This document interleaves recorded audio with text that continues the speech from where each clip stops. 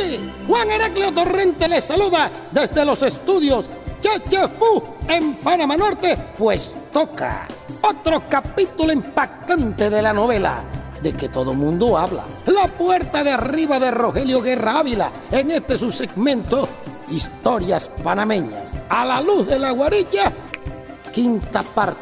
Y ahora es que vamos asentando los parientes. Cheche, a común.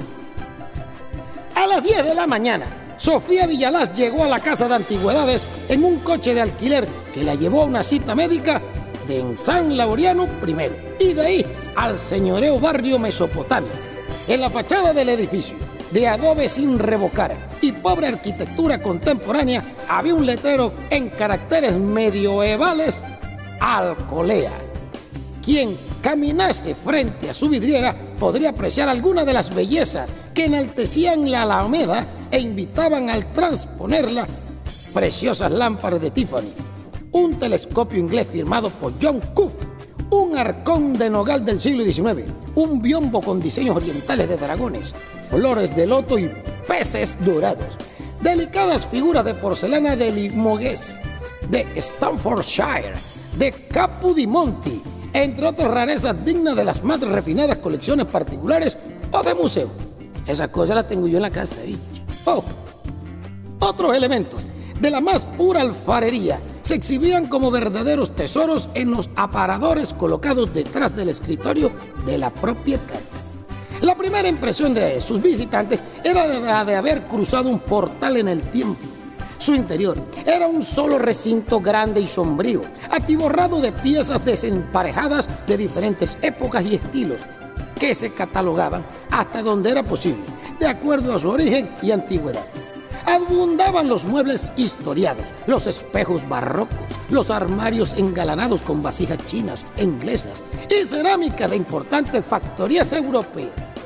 Más sobresalientes eran las pinturas e imágenes religiosas de la escuela colonial sudamericana, en su mayoría obras sin autoría determinada y algunas otras, afortunadamente, con la rúbrica de sus excelentes maestros que las crearon. Casi todas en un momento habían dignificado iglesias, capillas y conventos y hasta las residencias de notables familias en Bogotá, Popayán y Cartagena. También abundaban, claro está, los objetos de menor valía histórica y artística que la propia Oralia Duque llamaba cachivaches de rastro. En toda la tienda prevalecía el peculiar olor de las cosas viejas, de humedad y del polvo que iba invadiendo cada recoveco del enmarañado salón y que fácilmente se habían impregnado en las cortinas y alfombras.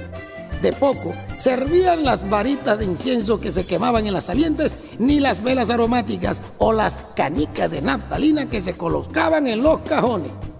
Hasta en los lugares más impensados de aquel tumulto silencio se aglomeraban cajas de libros antiguos y de raras ediciones, figurillas de estuco, bodegones, lienzos con pinturas primitivas y cristalerías preservadas entre serrín y virutas, todos esperando ser inventariados y exhibidos para su venta a quien supiera apreciar su valor. Al fondo del recinto, desde un escritorio de marquetería inglesa que parecía el más insigne de toda la casa, Oralia Duque dirigía el negocio con la prestancia de un director de orquesta. Desde allí atendía a sus clientes y se ocupaba de comprar, revender, negociar y regatear todo cuanto llegara a su puerta, la mayoría llevado por sus propios dueños. Era común recibir marchantes llevando en secreto piezas de valía incierta, heredadas de algún pariente fallecido, quienes preferían sacarles algo de dinero en lugar de conservarlas.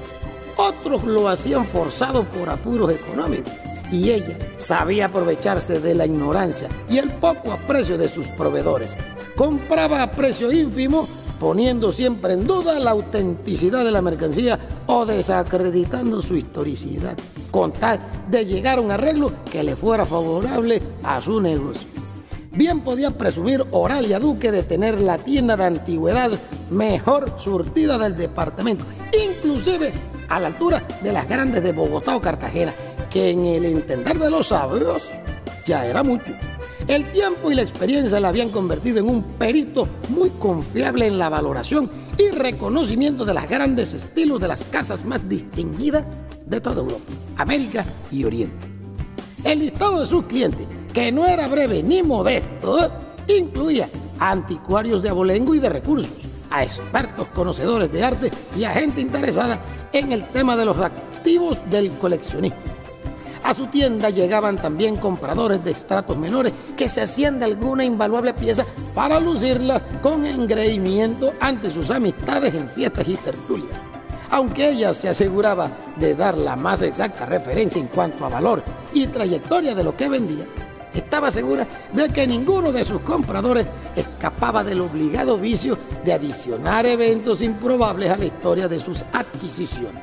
O peor aún, acentuar sus particularidades para incrementar su valor y asimismo el asombro de sus amistades. Aquella mañana, Sofía Villalaz, que hasta entonces no conocía personalmente el negocio, encominó su admiración a la sobriedad del lugar y la asombrosa belleza de cuantas cosas allí encontró. Oralia Duque, con su talante informal de siempre, la recibió con un afectuoso beso y con un ademán le suplicó que tomara asiento y le esperara mientras terminaba una conversación telefónica. Ustedes saben.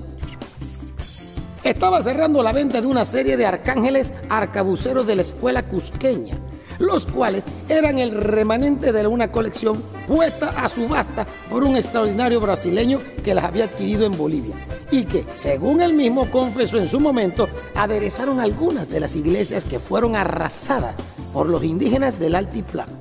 Hablaba con vehemencia, como lo haría cualquier vendedor de mañas. Habló del incalculable valor de los lienzos, ponderó la exquisitez del arte cusqueño y recordó, con marcado énfasis, la facilidad con la que se movían las pinturas de ese tipo en el mercado. No solo por su antigüedad, sino además por la delicadeza de su género. Finalmente, después de 15 minutos de negociaciones, llegaron a un acuerdo propicio para ambos. A Sofía Villalaz le encantó el manejo tan vehemente y profesional que ella le dispensaba a su negocio. Oralia Duque lo agradeció con una venia jovial y le hizo llevar una marmita con una infusión de hierbas varias para agasajar a la inesperada visita de su amiga. Mientras la bebían, le habló muy rápidamente de cómo había llegado a engrandecer la que en sus orígenes fue solo un cuchivitril lleno de bartulos y dudosos de valor, en su mayoría dejado por los clientes que en calidad de consignación, hasta que con el tiempo y con mucha dedicación logró hacerse de un nombre y de un prestigio que no tenía igual en todo su gamos. Luego le invitó a un breve recorrido por la tienda y le dio algunas referencias interesantes del inventario en exhibición. Al final del recinto, junto al sanitario público, se toparon con las cajas que contenían los libros sacados de la casa Goate y más al fondo, sometido a una delicada restauración, el viejo ropero de flores y pámpanos tallados. Sofía Villalaz apenas pudo reconocer. Yo le he ofrecido a 2 de mis mejores clientes, dijo Oralia. Estoy segura de poder colocarlo a muy buen precio una vez esté listo. Me alegra esa noticia, dijo Sofía. En realidad, ya fuera de mi casa no me parece tan feo ni lúgubre. A propósito del comentario, dijo Oralia Duque, recordó tener algo para entregar. Ya de vuelta en su escritorio, abrió el cajón inferior y puso encima una bolsa de papel manila que contenía un álbum de fotografías muy viejo, forrado en piel de cordero y con bordes dorados. Pese a los trastornos del tiempo, estaba muy bien conservado. Su único defecto visible era la rotura del broche y su carátula deslucida, donde tenía grabada en grandes letras góticas la palabra foto en inglés. Sofía lo observó sin siquiera tocar. ¿Qué es eso?, preguntó con sorpresa. Oralia Duque le contó que, al retirar la tablilla superior del ropero, los ebanistas que hacían la restauración lo habían hallado en el fondo, en una especie de escondite secreto, junto a algunos papeles y cartas sin ningún valor. Se trataba, según su opinión, de una verdadera reliquia.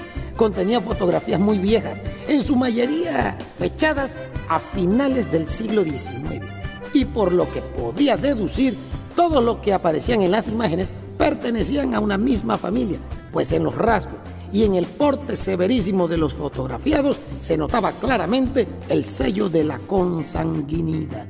Y adentro, entre los folios de cartón, guardaba varias hojas secas que cayeron casi desmenuzadas al suelo. Nada interesante ni claro había encontrado en los papeles, aunque confesó no haber tenido tiempo para revisarlos todos con el debido cuidado. Se lo entregaba porque a fin de cuentas era de su propiedad y pensó que a ella podía interesarle. Pero se equivocó. Sofía hizo un gesto de apatía, ni siquiera se molestó en abrirlo. Puedes ponerlo a la venta también. Sabes que a mí estas cosas no me causan ningún entusiasmo. Oralia Duque encontraba graciosa e incomprensible su aversión hacia las antigüedades. Les pareció casi patológica.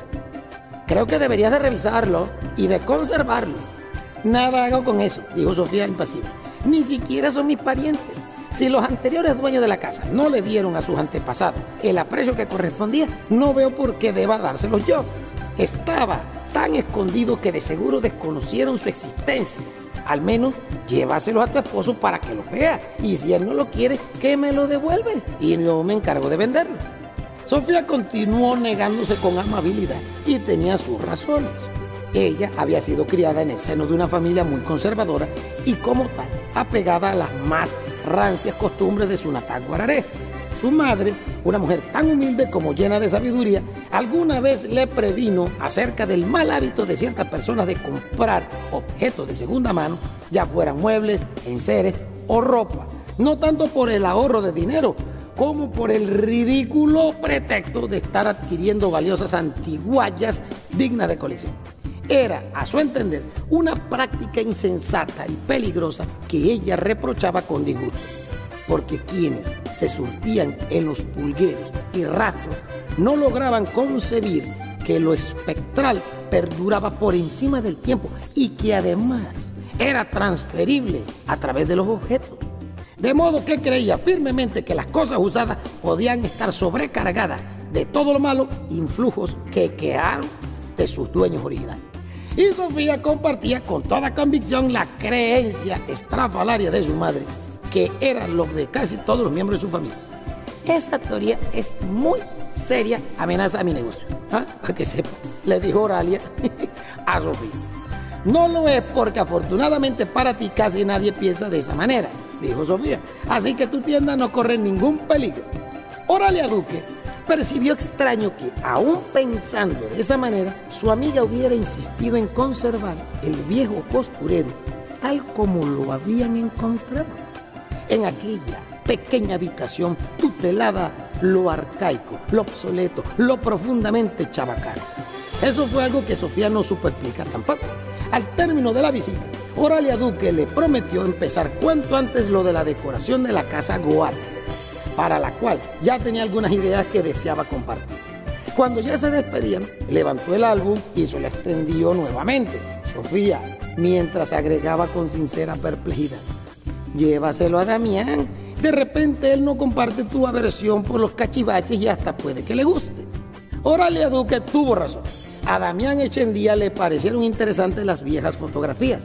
Preconizó la delicadeza del cuadernillo y el señorío de los retratados, pero tampoco quiso conservarla.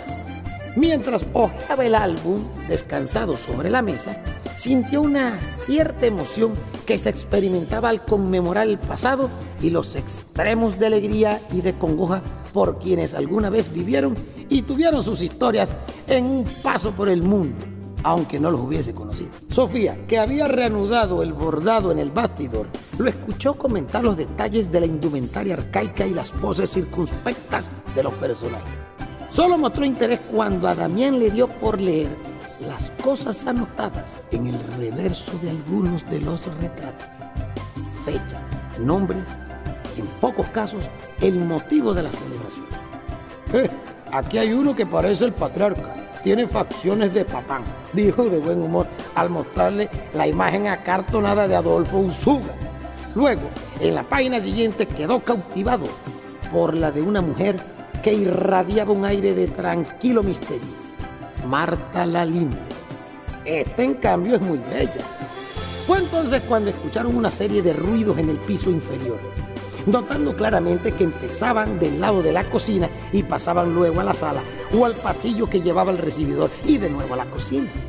También lo escucharon al mismo tiempo, en un rato después, en el borde de la escalera. principio creyeron que María Enea había vuelto con las compras del mercado. Damián bajó a revisar como macho alfa, ¿ustedes saben? Todo estaba en orden, pero lo raro era que María Enea aún no regresaba. Sofía creyó escuchar, además de pisadas, voces de mujeres que conversaban.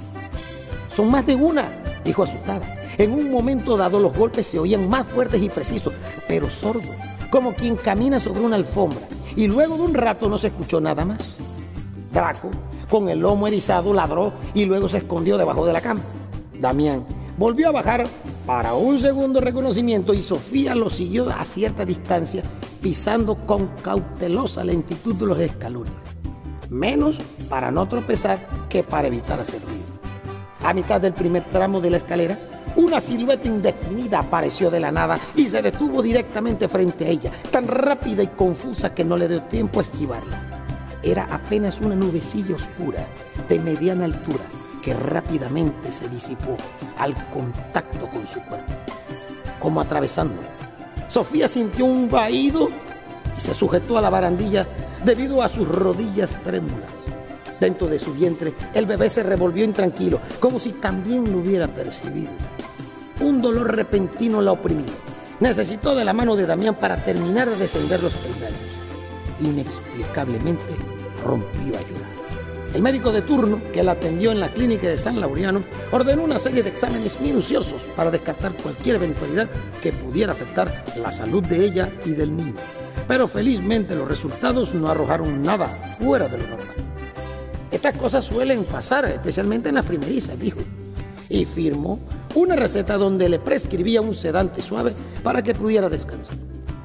Luego les hizo una serie de recomendaciones para asegurar que aquella última parte del embarazo, que era la más difícil, no se convirtiera en una pesadilla para todos. Ambos lo escucharon con atención y luego con callado interés. Y a ninguno de los dos se le ocurrió relatarle el extraño incidente que lo había dado en la casa. Quizás pensaron que el médico no le daría la importancia que ellos esperaban. Además, no estaban seguros de si era eso lo que había provocado el malestar de Sofía o si se trataba simplemente de una coincidencia. Al final de la consulta, el médico los acompañó hasta la puerta y los despidió con unas palmaditas en la espalda. «Le toca descansar y mantenerse alejada de los sobresaltos», le dijo a Sofía. Ya están esos días en que engendrar un niño se hace verdaderamente insoportable. Ambos lo miraron perplejos. Ya de vuelta en la casa, María Enea le llevó a la habitación un caldito de pollo con tallarines y puerro y unas rebanaditas de pan baguette que Sofía apenas probó. Media hora después, cuando regresó por los platos, la encontró sentada en el borde de la cama, vestida con una bata de flores pálidas y una toalla sobre el regazo, desenredándose el cabello recién lavado con un cepillo de dientes estrechos. «No es bueno peinarse en la cama», le dijo María Enea, mientras levantaba la charola con los trapos. Sofía sonrió al recordar la patraña de los navegantes perdidos. Dejó de sonreír cuando pensó en lo que ella había dicho el día que forzaron la puerta del costurero. ¿A qué se refirió el otro día cuando dijo que no debíamos abrir aquella puerta? María Enea hizo una pausa sin mirarla, pero casi enseguida dijo: «Era una broma por lo de la limpieza. Ahora hay más cosas que sacudir». Extrañamente, Sofía sintió algo de decepción en su respuesta. Al cabo de un silencio le preguntó: «Dígame algo, ¿usted cree en fantasmas?» «Bueno, no creo ni dejo de creer», dijo al retirar la charola con la mano y recoger con la otra las toallas sucias que estaban sobre la otomana. Al pie de la cama, Draco mordisqueaba un juguete. Antes de salir de la habitación, María Enea le preguntó con falsa indiferencia: «¿Por qué quieres saber eso?». Sofía se resistió a hablar de la extraña incidencia ocurrida aquella mañana. Prefirió hacerlo de cosas que no venían al cuento y que María Enea terminó sin entender. Pero al rato, cuando ella regresó con las toallas limpias, se decidió por fin a contarlo todo. Con la voz agobiada, Sofía le contó de los pasos en la casa, el sonido indeterminado y sordo que se escuchaba en varios lugares a la vez, los susurros sigilosos de más de una persona hablando entre sí, el horrible vértigo que sintió de pronto en la escalera y cuya desazón todavía no dejaba de incomodarlo. No se lo comenté a Damián para no perturbarlo, pero lo que vi y sentí me dejó aterrada. Todavía no soy capaz de explicar. Marianea la oyó sin inmutarse mientras colocaba las toallas en la repisa del baño. Después, al recoger la canasta con la ropa para lavar, le dice: haga un esfuerzo y cuénteme qué fue lo que vio. Sofía trató de poner su cabeza en orden. Recordó los pasos dudosos, las voces confusas en el piso inferior, los gruñidos nerviosos del perro escondido debajo de la cama. Recordó a Damián bajando las escaleras y a ella detrás, asustada pero curiosa. Recordó que en el quinto escalón, en el sexto quizás, la sombra difusa que se apareció de golpe y que ella sintió atravesar, no por encima de su piel, sino quien traspasa una espiral de humo, sino dentro de su cuerpo. Fue una sensación tan fuerte, tan real, que incluso el bebé pudo percibir. Se revolvió con tanta fuerza que creí que se me saldría, dijo al colocar ambas manos sobre el vientre. Fue solo entonces que Marianea se detuvo, la miró perpleja y por primera vez mostró interés sincero en lo que Sofía decía. ¿Y por qué cree que se trate de fantasmas? Sofía se encogió de hombros y pensó, se sintió llena de vergüenza, ¿no? No sé. ¿Y qué más podría ser? Entienda, esta es una casa de más de 100 años. No tengo idea de la clase de gente que la habitó ni de las cosas que aquí ocurrieron. Damián, aunque también fue testigo de lo que pasó, piensa que pudo ser cualquier cosa menos un ánima en pena. Se ha reído y nos ha llamado tontos, pero me crié en un pueblo pequeño donde este tipo de incidentes no son tan tomados a la ligera. Yo, al igual que usted, quizás no creo abiertamente en fantasmas, pero aprendí a respetarlos y a temerles. ¿Comprende, no? Lo que yo sentí, se lo aseguro, no era de este mundo. Marianea le dijo con perplejidad: usted anda al término de un embarazo. En esta etapa a veces los sentidos nos confunden. La casa es vieja, ciertamente, pero está limpia de cualquier espíritu. Aquí los muertos no sanganean, se lo aseguro. Quédese tranquila y si vuelve a ocurrir una cosa similar me avisa para entonces ver qué hacemos. ¿Le parece? Y se echó a reír nerviosamente. Sofía sintió malestar ante la incrédula desazón en el gesto de Marianea, pero alguna razón percibió en sus palabras una manifiesta intención de seguirle la corriente, como si no estuviera en sus cabales. Como si el tener un hijo en el vientre fuera más que un estado de demencia que de gravidez. A partir de ese momento empezó también a dudar. Pensó que quizás de haber escuchado ella sola los ruidos y las voces, podía al menos suponer que era solo un asunto de su imaginación. Pero estaba su esposo, que también las percibió, y estaba el perro, especialmente el perro. ¿Alguna vez escuchó que los animales suelen ser sensibles a este tipo de cosas raras? Lo que dijo Marianea y la forma como se lo dijo la hizo sentirse cansada de pretender darle sentido a lo realmente enigmático. Entonces terminó aceptando la conjetura más simple. La imaginación le había hecho una de sus trampas. Los días siguientes los dedicó enteramente al descanso, tal como se lo recomendó el médico. Se despertaba a las 7 solo para acompañar a Damián en el desayunador y regresaba a la cama apenas este se iba a trabajar. Dormía hasta las 10 de la mañana, luego se daba un baño lento y minucioso que tenía algo de redención consigo mismo.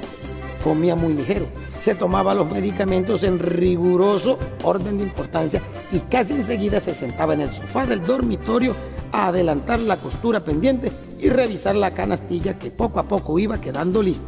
Evitaba salir a la calle si no era preciso. Almorzaba a la 1, casi siempre sola. Después iba a la cocina a dar las instrucciones para la cena y luego tomaba una siesta, acostada de medio lado, de espaldas a la ventana, que era la única posición en que podía conciliar el sueño. Entonces dormía durante 1 hora sin una sola pausa, sin un suspiro, sin cambiar de posición, mientras escuchaba el casete de las excelsas canciones de Lorena McKennitt, que era parte de su ritual de descanso. La música parecía dormilona y sonaba como una luz diáfana que aleteaba sobre sus sienes y discurría luego en un suave torrente por toda la casa.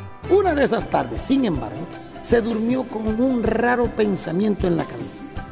Quería que los días se pasaran durante el sueño y que al despertar alguien finalmente le colocara a su hijo entre sus brazos, hermoso, saludable y rozagante. con los ojos cerrados, cuando apenas comenzaba a sumergirse en el desolado espacio de las sombras, escuchó en la radiograbadora la terrible historia de Anachi Gorgi y su infausta amada. La canción, enhiesta en el amor, en la angustia, en la desesperanza, narraba la dolorosa separación de los amantes y sus consabidas muertes. Todas una sudorosa filosofía del sufrimiento. En su letra hacía referencia a la lucha de las eternas víctimas del amor que caen inmoladas en las alas de sus ideales. Era simplemente la repetición tortuosa de la tragedia de Romeo y Julieta. Debajo de la cama, el perrito de Aguas despertó repentinamente de su breve sueño. Se estiró con un luengo arqueo de lomo y se fue a buscar un lugar propicio para orinar.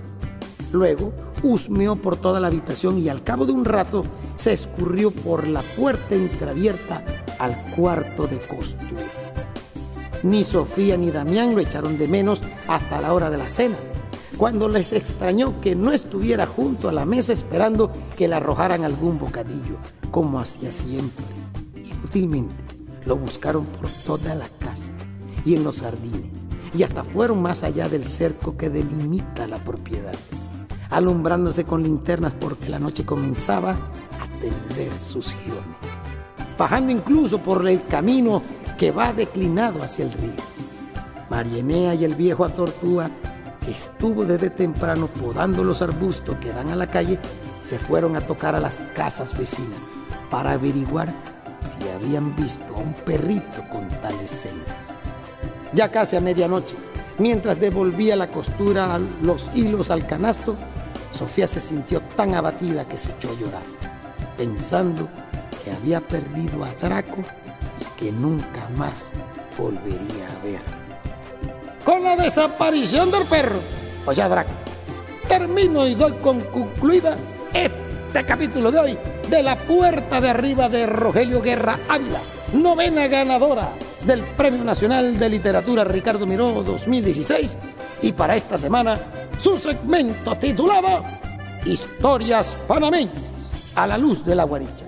Desde los estudios de Chechefú, Juan Heraclio Torrente se despide y los invita a sintonizarlos la próxima semana, como decía el chavo, a la misma hora, por el mismo canal. Pa' que sepáis. ¡Uh!